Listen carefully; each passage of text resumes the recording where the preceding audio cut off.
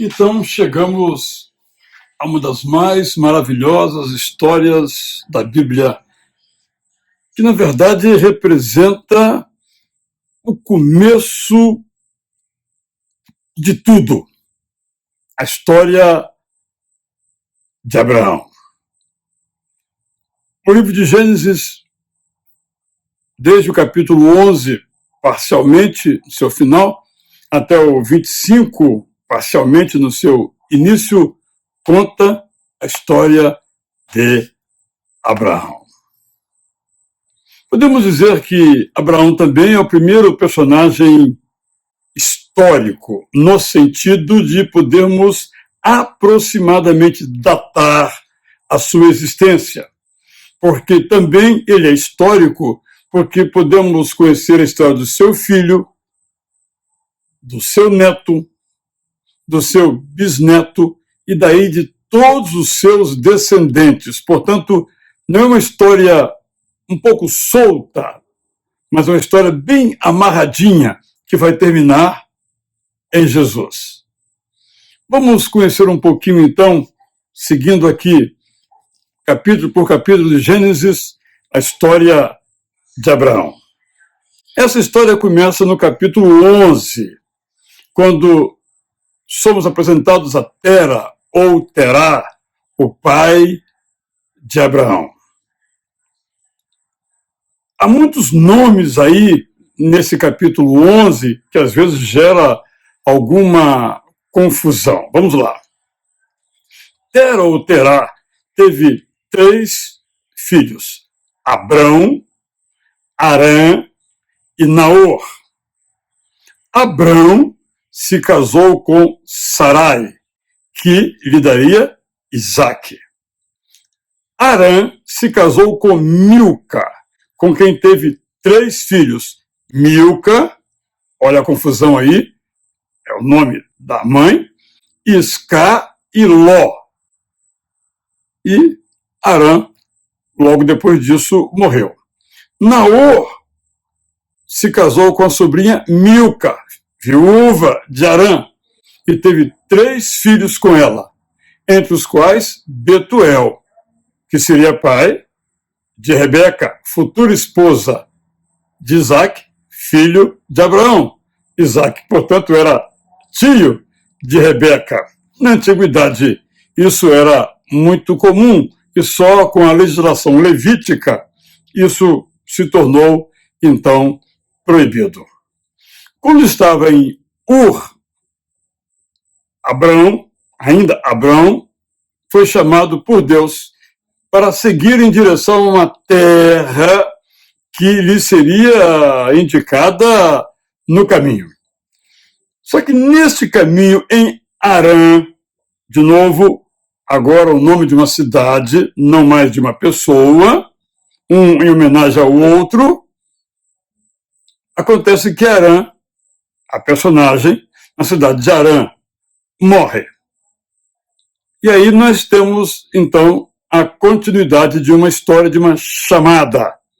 Abraão sai, então, de Ur, Mesopotâmia, hoje Iraque, em direção a Canaã. Mas fixou-se, primeiramente, em função, possivelmente, deste óbito, ou de outras coisas que ocorreram em Harã, naquilo que seria hoje a Síria. E a história de Abraão, nós bem a conhecemos, e a Bíblia chama Abraão de o pai da fé, no sentido de que ele creu no Senhor, creu em Deus, e isso lhe foi imputado como justiça. Quando viveu Abraão? Não é uma decisão fácil, porque dependerá muito de como vamos datar outros eventos da vida de Israel que vão ser determinantes para que fixemos as datas de Abraão. Alguns, então, preferem datar o nascimento de Abraão do ano 2126 e outros datá-lo no ano 1182 a.C. O certo é que ele viveu 100 175 anos. Eu vou sublinhar aqui, então, sem entrar no pormenor dessa datação, os grandes eventos da vida de Abraão. Estou lendo aqui a Bíblia de Estudo Prazer da Palavra, fascículo 1, Gênesis, que eu, então, preparei. Aos 75 anos, Abraão chega à terra de Canaã. Aos 85, se casa com Agar. Aos 86, nasce Ismael. Aos 99, Abraão é circuncidado. Nesse mesmo ano, ele recebe a visita de 3 viajantes. Aos 100 anos, nasce-lhe Isaque, vindo do ventre de Sara. Aos 103 anos, Abraão manda embora Agar e o seu filho Ismael. Aos 137 anos, ele enterra a esposa Sara. Aos 140 anos, Isaque, seu filho, se casa com Rebeca. E aos 175 anos, Abraão falece. A história, então, prossegue e Abraão entra na Terra Prometida ou em Canaã. Canaã era habitada por várias etnias, genericamente chamada na Bíblia de cananeias, cananeus, os habitantes da terra, mas o nome às vezes é genérico e às vezes há etnias diferentes, como Jebuseu, Ferizeu, Eteu ou Hitita, como podemos assim entender. E aí a história prossegue e Abraão basicamente foi um nômade. Abraão habitava em tendas. Abraão era um pastor de gado, ovelhas, carneiros, bois, vacas e seguia aí o ritmo do pasto para os seus animais. Abraão, então, tem vários momentos importantes na sua vida, mas eu quero sublinhar o desencontro que ele teve com Ló, que já nos mostra um pouco do caráter de Abraão. Quando os dois começam a ficar muito ricos e o espaço começa a ficar curto, Abraão abre mão de tudo e diz para o seu sobrinho escolher morar, viver onde ele quisesse. Onde Ló pisasse, Abraão iria mirar uma distância significativa para então ali viver. Nessa terra, que pertencia aos cananeus, Abraão passou a peregrinar e a partir daí ele abençoou toda a terra, porque ele, embora não tenha se fixado em nenhum lugar especificamente, só no final da sua vida, foi a partir daí que a história se desenvolveu em Canaã, depois seria chamada de Israel. No capítulo 14, nós encontramos um episódio ligado a Ló, quando Abraão, então, reúne os seus homens, 318, e sai por uma jornada. Nesse contexto, que ele é chamado de hebreu. Não se sabe bem o que quer dizer essa palavra, mas provavelmente aquele que veio de longe ou que atravessou de um lugar para o outro, no caso de Ur, para Canaã. E depois hebreu se tornou uma palavra empregada para identificar todos os descendentes de Abraão. Que é importante distinguir essas palavras. Hebreu, podemos dizer que é uma palavra que se aplica ao período antes da monarquia. Durante a monarquia, ou a partir da monarquia, nós temos os israelitas, porque o povo hebreu acabou tomando o nome de Israel ou Jacó. E outro termo é israelense, já é a nação moderna. São 3 palavras que nunca devemos confundir. Quanto à palavra judeu, há até um livro bastante conhecido, publicado no meio evangélico, intitulado Um Judeu Chamado Abraão. Na verdade, esse título contém uma impropriedade. Abraão não era judeu. Abraão era hebreu. Judeu vem de Judá. Quando a região sul se separou da norte, a região sul era composta pela tribo de ou terra, ou território de Judá e de Benjamim. Judá, judeu ou judaítas, mas ficou o termo judeu, que ao final da história prevaleceu, ligado a um povo com uma religião monoteísta. Esta é um pouco a história de Abraão, e aqui nesse capítulo encontramos o rei Melquisedeque, rei de Salém, que provoca a nossa imaginação. Não temos nada a informar sobre Melquisedeque, além daquilo que a Bíblia nos informa, e a leitura é bastante clara a esse respeito, e tem um capítulo importante que é a história do dízimo, que claramente antecede, diferentemente do que muita gente pensa, a lei. Foi inventado ou praticado a partir de Melquisedeque por Abraão, que lhe entregou então o dízimo de tudo. No capítulo 15 nós temos aliança, ou acordo, testamento formado entre Deus e Abraão, de que ele seria famoso, seria rico, mas sobretudo que a partir dele o Messias viria e toda a terra abençoaria. Como é que Abraão cumpriria essa promessa, ser uma bênção? Sendo o ancestral do Messias Jesus, promessa que efetivamente se realizou. Nós temos uma dificuldade de entender, por vezes, a extinção dos cananeus. Vamos dizer aqui apenas o seguinte: aquela terra foi dada aos hebreus. Ao mesmo tempo, a posse dessa terra pelos hebreus significou um julgamento, um juízo de Deus sobre aquela parte da humanidade, porque o pecado dessa gente era de fato intenso e elevado, não só o de Sodoma e Gomorra, um pouco antes, mas os que também vieram depois. Era preciso, então, que houvesse, nessa perspectiva da revelação progressiva de Deus, um castigo. E esse castigo propiciou que surgisse um novo povo, o chamado povo de Deus, de onde, então, viria o Messias.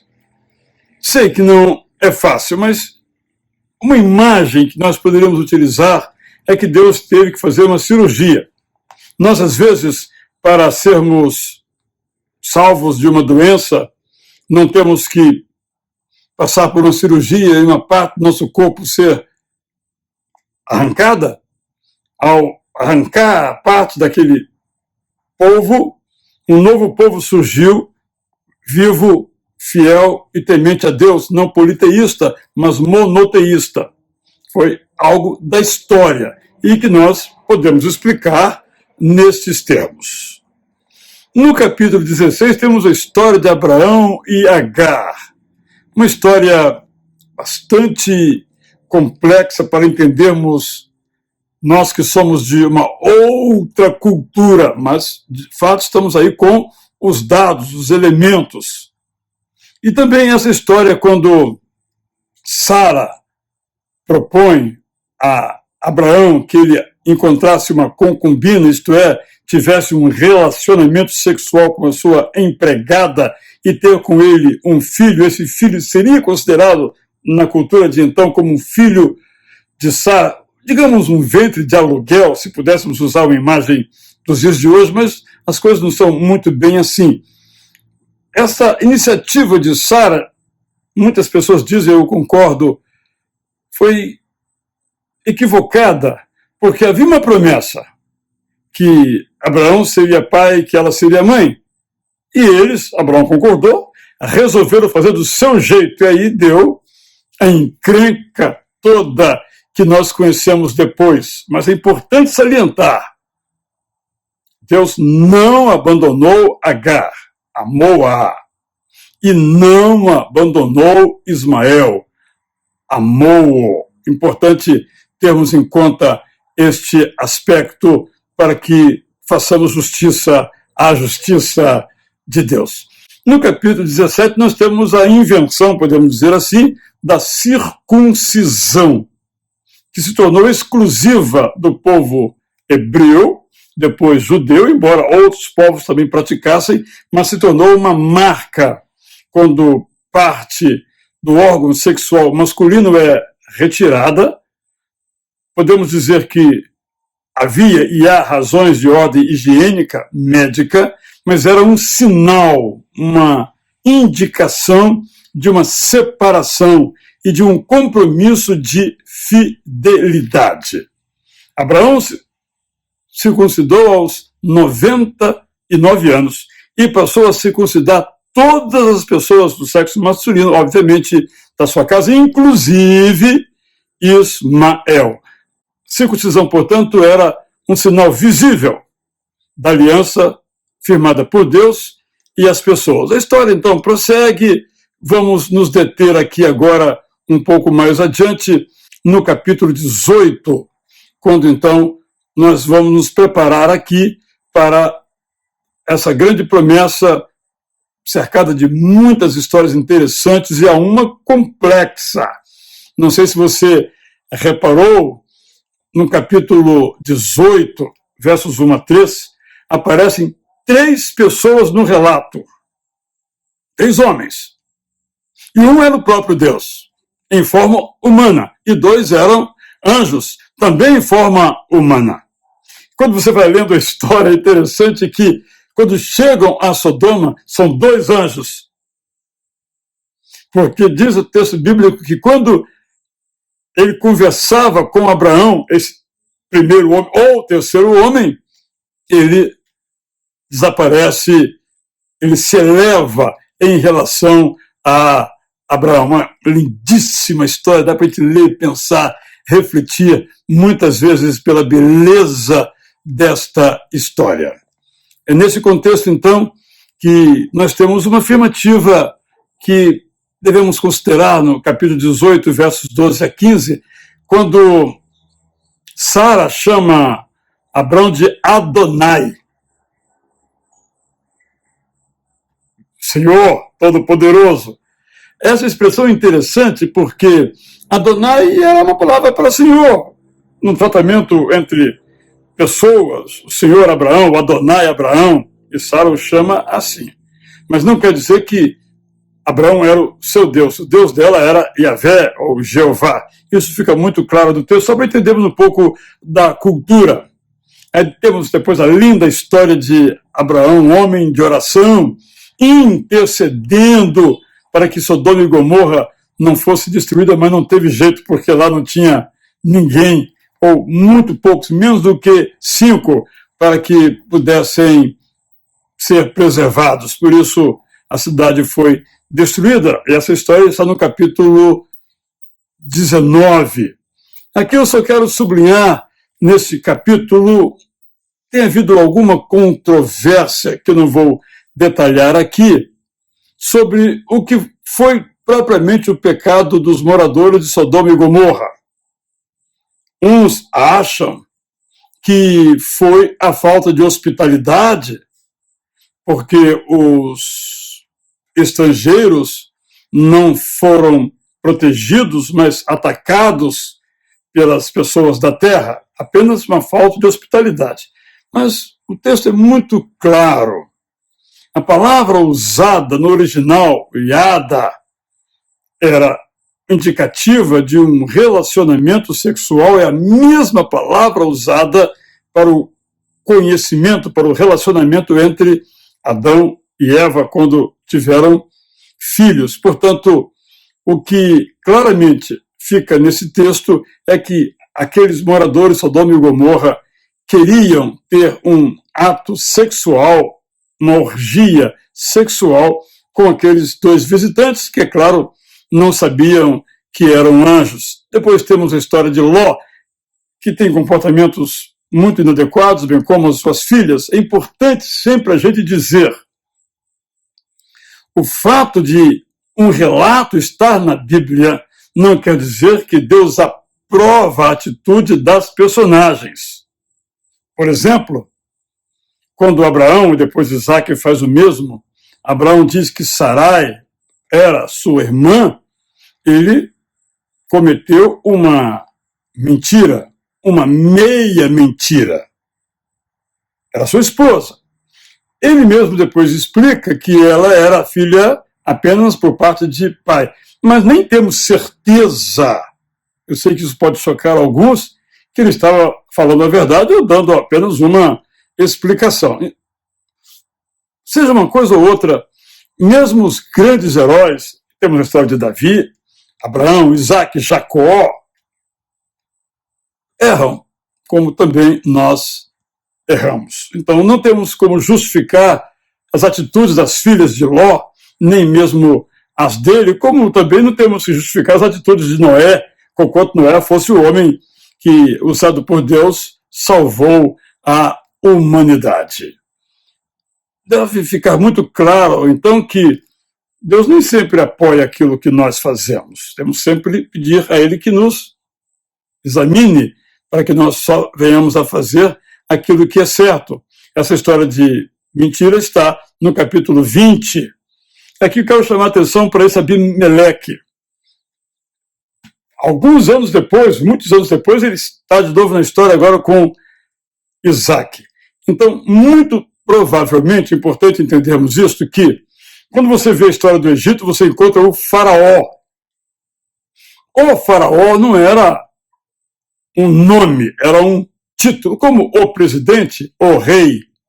E na Bíblia não aparecem, exceto raramente, os nomes dos faraós, apenas o presidente, o faraó. Isso é algo muito comum até hoje. Você se refere a alguém, o pastor, mas subentende que é o pastor fulano de tal daquela igreja, mas apenas o pastor, todo mundo sabe a que se refere. O Abimeleque, muito possivelmente, era um título, como se fosse faraó. O nome do Abimeleque, filho, né, do amigo, o significado filho do rei, Malik, Meleque, Abi, filho do rei, era um título, ou uma dinastia, não um nome propriamente de uma pessoa. Por isso que o Abimeleque aparece mais de uma vez, aparece com Abraão e faz parte da história muito tempo depois de Isaac. Aí temos no capítulo 21 o nascimento de Isaac e a triste história da despedida de Ismael, mostrando que Sara e Abraão têm pés de barro e eles erraram em suas atitudes. Fica bem claro que Deus não apoiou os gestos, as atitudes que o casal Sara e Abraão tomou em relação àquele que era o seu filho. No capítulo 22, então, nós temos a história do sacrifício que não aconteceu, ou do quase sacrifício, que tem, de fato, muitos significados. Só uma coisa importante dizer, que se aplica a nós também. Quando nós lemos a história, nós sabemos que é uma prova, um teste de fé. Mas Abraão e Isaac estavam vivendo uma história real, um drama real.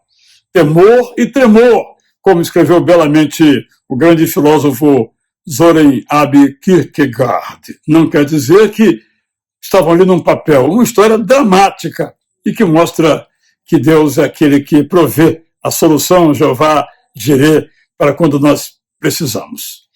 No capítulo 23 temos a morte de Sara, que é uma mulher que ocupa um papel muito importante na vida de Abraão.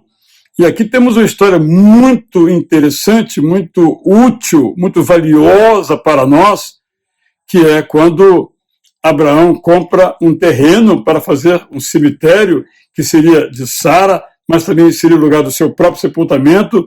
Filhos e netos. Jacó depois volta, ou é trazido de volta do Egito para ser enterrado ali. É uma história muito interessante da provisão, do cuidado. E quando quiseram oferecer gratuitamente o terreno, ele não quer nada de graça, quero pagar. Na hora de pagar, aumentaram o preço, inflacionaram o preço, como acontece até hoje quando você precisa enterrar um querido seu.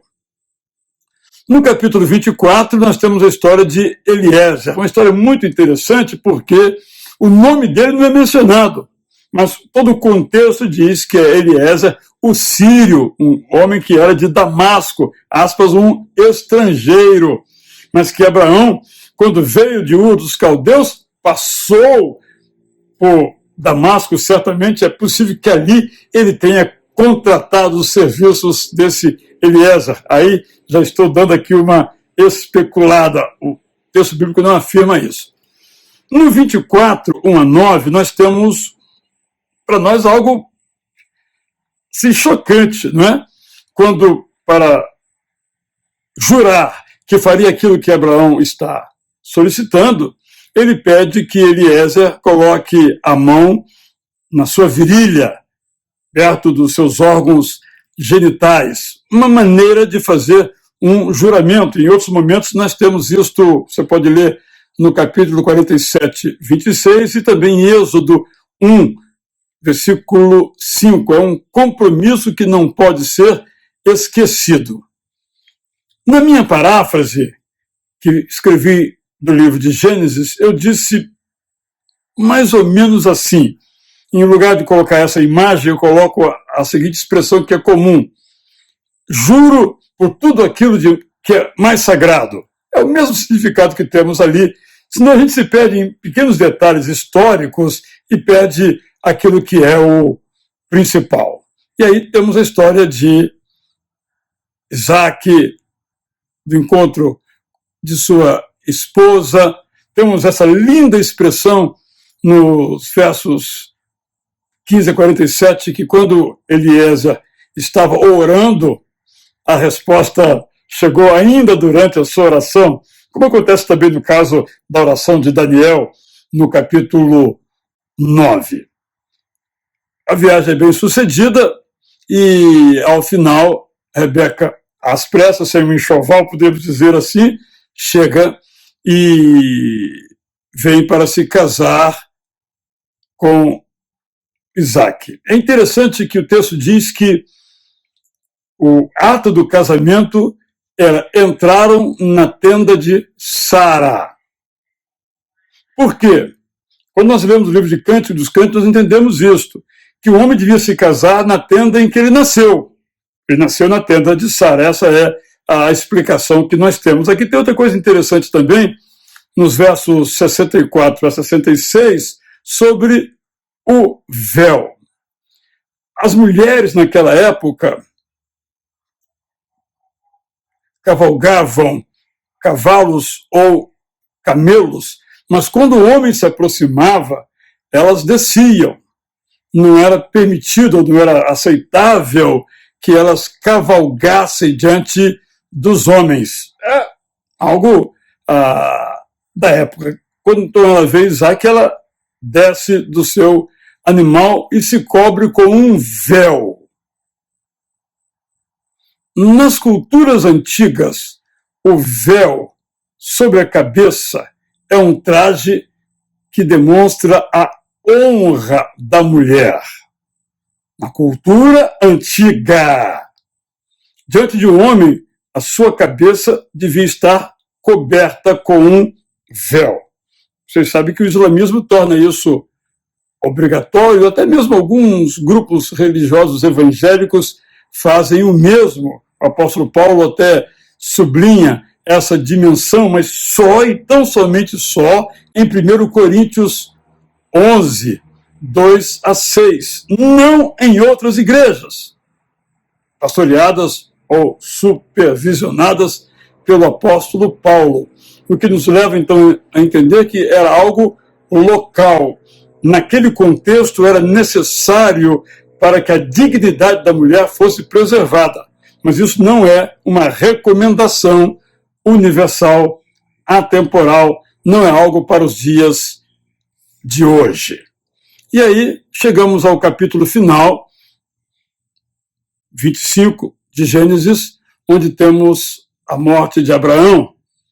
E eu tinha a ideia, não sei se você já pensou isso também, que depois que Abraão ficou viúvo, é que ele se casou com Quetura. Mas não é, ele teve 6 filhos. Então, ele teve Quetura como sua concubina ao longo do seu casamento também com Sara. Isso fica evidente no texto quando nós o lemos, e quando eu escrevi a paráfrase, isso ficou muito forte, muito evidente para mim. Abraão teve com Quetura 6 filhos, dos quais também teve netos. E ao longo da Bíblia você muitas vezes encontra filhos, filho de Abraão, pode ser neto, bisneto, é a linguagem. Jesus mesmo é chamado de filho de Davi. E quase um milênio decorreu entre Jesus e Davi. O texto nos encaminha então para a história de Ismael com os seus descendentes, mostrando claramente então aí o grande valor. Aqui eu quero terminar falando de Ismael. Nos versos 12 a 18 encontramos a história dos 12 príncipes ou descendentes de Agar e Ismael. Se estabeleceram, lemos na Bíblia, em diferentes regiões. Eram de clãs separados, conhecidos como ismaelitas. Então, ao longo da história tem havido algum esforço para relacionar os ismaelitas como sendo os ancestrais dos árabes ou dos islamitas. Árabe é uma etnia para se referir a um conjunto de povos que se espalharam pela península chamada Árabe, e essa etnia é composta por pessoas que falam o árabe. Por outro lado, só para ficar bem claro, islamita é quem, na Península Árabe, ou fora da península, como, por exemplo, a Indonésia, segue o Alcorão, o livro-chave da fé islâmica. A religião muçulmana ou islâmica deriva suas origens desde Ismael, que eles dizem que é o verdadeiro filho da promessa de Deus, não é Isaac. No entanto, do ponto de vista histórico e arqueológico, não há evidências para se afirmar que Ismael é o pai de todos os árabes. Não procede a afirmativa que o conflito entre árabes e israelenses começa no livro de Gênesis. Ali, o conflito era entre os descendentes de Abraão, como acontece em muitas famílias. Assim, nós terminamos a história de Abraão e vamos daqui a pouco, na próxima semana, se Deus quiser, conhecer a história de Isaac. Abraão, ou podemos dizer assim, o começo da fé. Abraão, um homem que sai de uma terra para outra que não sabia o nome, nem onde ficava. Abraão, um homem que creu que seria pai. Abraão, um homem que creu que o seu Deus, nosso Deus Yahvé, lhe pedia, o filho se prontificou a sacrificá-lo mesmo sem entender. Abraão é um exemplo. Foi homem perfeito? Não. Mas um exemplo para todos nós. Quando nós saímos chamados por Deus e vamos para onde nos manda, nós somos felizes e abençoamos muitas pessoas. Assim foi que Abraão se tornou o pai da fé, o pai de todos nós que cremos. Nunca nos afastemos, portanto, do exemplo de Abraão. Sem dúvida alguma, um grande homem. Como ele que deu um salto no escuro, nós também podemos fazer assim.